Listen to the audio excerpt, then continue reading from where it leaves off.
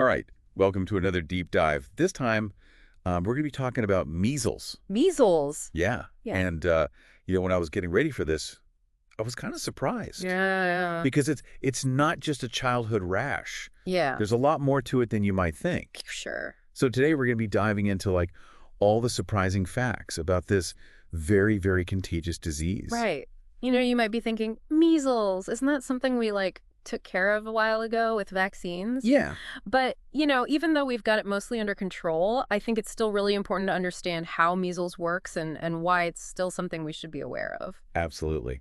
Yeah, and to help us out with this deep dive, we have a really great CDC overview of like the symptoms of measles, the complications. Mm-hmm. And I got to tell you, it is just packed with interesting stuff. Oh, yeah. So we'll be talking about some of the unusual symptoms that measles causes, the long-term risks, Mm. and even how measles can affect your immune system for years after you've had it. Yeah, it's a good reminder that even though we don't see measles cases every day, it's still out there. Right. And understanding the full impact of it helps us really understand just how important prevention is. Okay, so let's start with the basics. Uh-huh. Most people know that measles has a rash, Right.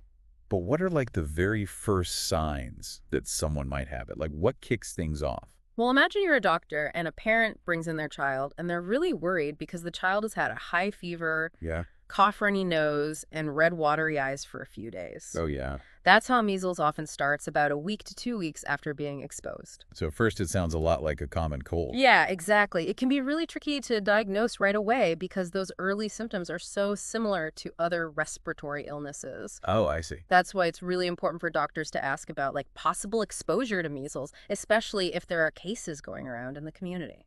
Okay, speaking of tricky diagnoses, I learned about this unique symptom called Koplik spots. Koplik spots. Yeah. What are those and why are they important? So Koplik spots are these tiny little white spots that you'll see inside the mouth, Okay. usually on the cheeks, and they show up a couple of days after those first symptoms. Gotcha. They're a classic sign of measles, and they can actually show up before the rash, which is really helpful for doctors. Oh, wow. So it's like a little early warning sign. Yeah, you Yeah. could say that they're like a secret code that only measles knows. Right. They're a really valuable clue for doctors, especially because those early symptoms can look like so many other things. Right. And then after the Koplik spots, we get the measles rash. Exactly. Few days after those initial symptoms and the Koplik spots, you'll start to see these flat red spots, Mhm.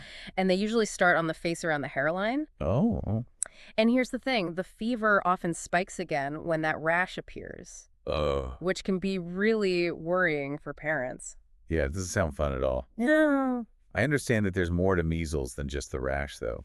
Right. What are some of the complications that can happen? Well, there are actually quite a few. Okay. Some are pretty common, like ear infections and diarrhea, Yeah. which can be tough on little kids, especially. Especially the little kids. And then there are the more serious ones. Like pneumonia. Exactly. Pneumonia is a big concern with measles, especially for young children and anyone with a weaker immune system. Yeah. In fact, it's one of the most common causes of death from measles in young kids worldwide.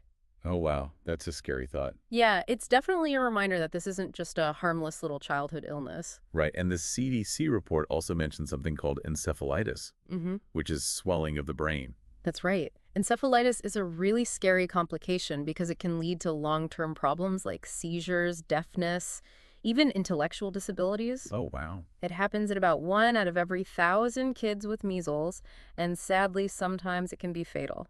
It's really scary. Yeah, and then there's this really frightening complication called SSPE, SSP. subacute sclerosing penencephalitis.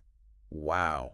That's a mouthful. It's very rare, but it's a devastating complication that can develop years after a measles infection, even if the initial infection seemed mild. Yeah. It's a progressive neurological disorder, and it's always fatal. Oh, that is heartbreaking. It really is. So we have these immediate complications like pneumonia and encephalitis, Right. and then this long-term risk of SSPE in the background. Yeah, it really changes how you think about measles. It does, and it highlights why, as a doctor, I always talk about the importance of vaccination. Yeah. It's the most effective way to protect against measles and those potentially devastating consequences. And speaking of vaccination, that's a great place to move on to our next segment where we'll be talking about how easily measles spreads and why vaccination is so important in preventing outbreaks. So stay with us. Welcome back to our deep dive into all things measles. Yeah. We were just talking about how this illness that we think of as a simple childhood thing Right. can actually lead to some pretty serious complications. Yeah, and those complications really show us why it's so important to understand how measles spreads, Yeah, especially from a public health point of view. for sure. So how contagious are we talking here? I've heard that measles is like really good at spreading. Oh, it is. It really is. Okay. Think about it this way. If someone with measles coughs or sneezes in a room, Yeah.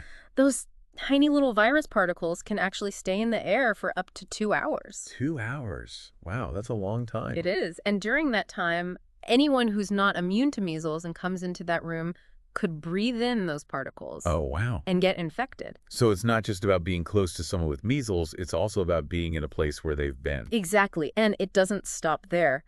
Measles can also spread through contact with surfaces. Oh, really? Like if someone with measles touches a doorknob or a toy, Uh-huh. the virus can stay there. And if you touch that same surface and then touch your eyes or your nose or your mouth, Yeah. you could get infected. So it's like measles leaves a trail of virus particles everywhere. Kind of, yeah. And that's why measles outbreaks can happen so quickly. Wow. One person with measles can infect a lot of other people if they're not protected. And that brings us to vaccination. Right.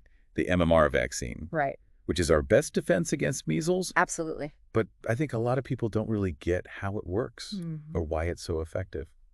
Yeah, as a doctor, I often explain it like this. The MMR vaccine has these weakened versions of the measles, mumps, and rubella viruses. Okay. And when you get the vaccine, Yeah. your immune system sees these weakened viruses and thinks, oh, these are invaders. Right. And it starts building up its defenses against them. Okay. It creates these special proteins called antibodies Uh-huh. that are designed to target and destroy those viruses. So it's like a training exercise for your immune system. Exactly. It's like showing your immune system a wanted poster with pictures of measles, mumps, and rubella. Right. So if they ever show up for real, Yeah.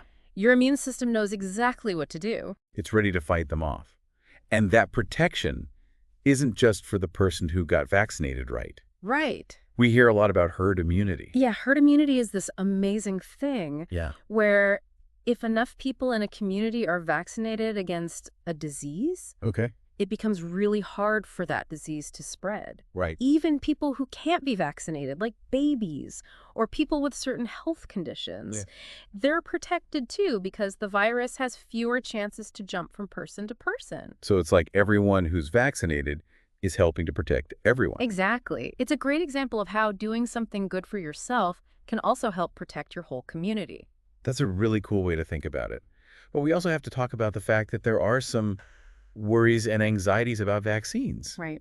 and that can affect herd immunity. It can, and that's what we're going to talk about in the next part of our deep dive.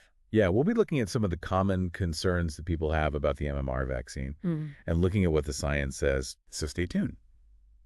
Welcome back to the deep dive. We've been talking all about measles, from the weird symptoms to the complications to how it spreads. Yeah. And of course, we talked about how important vaccination is for protecting individuals and whole communities. But I think it's important to acknowledge that there are some concerns about vaccines out there. Right. As a doctor, I always try to address those concerns openly and honestly. Yeah. It's all about building trust and helping people make decisions based on real evidence, not on fear or misinformation. Exactly. And I think one of the biggest concerns that I've heard about is this idea that the MMR vaccine might be linked to autism. Yeah, that concern comes from a study that was published a while back that claimed to find a link. Oh, right. But that study was actually retracted and the author lost his medical license. Wow. There have been tons of large studies since then, and none of them have shown any link between the MMR vaccine and autism. So the scientific consensus is pretty clear. It is the MMR vaccine is safe and effective, and the benefits really outweigh any risks. But I get it. Parents want to be sure about anything that's going into their child's body. Exactly. What are some of the other concerns you hear from parents, and how do you talk to them about it? Well, sometimes parents worry about side effects. Right. And it's important to remember that any medication, even over-the-counter stuff, can have side effects. Yeah, that's true. With the MMR vaccine, the most common side effects are really mild, like a little bit of a fever or some redness and soreness where the shot was given. Serious side effects are super rare. So it's really about weighing the risks and benefits. Exactly. The chance of getting measles and having those really bad complications Right. is much higher than the chance of having a mild side effect from the vaccine. I agree. It's about making the choice that offers the most protection, and based on all the science we have, that choice is vaccination. I think sometimes we forget how serious measles can be. Yeah. We think of it as a childhood illness. Everyone gets over it. Hmm. But we've seen that it can have long-term effects Right. and even be life-threatening. That's why we need to keep talking about measles, keep sharing accurate information, Yeah. and address people's concerns. We have this amazing tool, the MMR vaccine, Yeah. that can prevent so much suffering. It's really a triumph of science and public health, and it's something we need to protect and promote. I love that. And that brings us to the end of our deep dive into measles. Wow. We learned about the weird symptoms, the serious complications, how it spreads, and how important vaccination is. It's been a really interesting journey. It has. And I hope it's given everyone a new understanding of this disease and how important it is to stay informed and make smart decisions about our health. Absolutely. And even though this deep dive is over, your exploration of measles doesn't have to stop here. Right. Keep asking questions, keep looking for good information, and keep talking about vaccines. Yes. Your health and the health of your community depends on it. Thanks for joining us.